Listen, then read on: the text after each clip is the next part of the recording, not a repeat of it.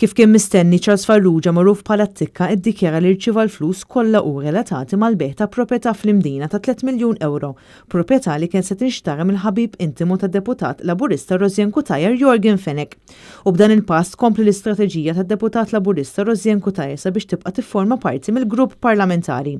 Farrugia l-ewwel qal il-Kummissarju tal-Istenders li aġixxa bħala sensar, iżda issa qed jgħid li hu laqgħhom biss.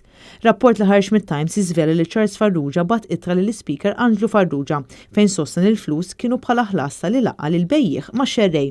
L-ittra kienet datata 9 ta' Lulju. Fl-istess jum li sorsi qrib il-Partit Laburista indikaw il-probabilità li kien hemm ftehim bejn Farrugia u Cutajar li jkun Charles Farrugia li ddikjara l-awtoritajiet tat-taxxa li kien irċieva il-flus kollha hu.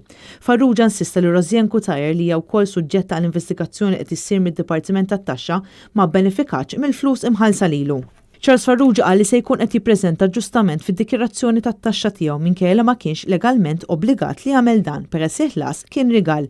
Id-Deputat Laburista rriżenjat b'mod temporanju minn segretarju parlamentari lura fi frar li għadda u b'relegazzjonijiet illi ħadet 43,000 euro meta introduċiet lil Yorgen Fenech mal-bejgħ tal-propjetà fl-Imdina.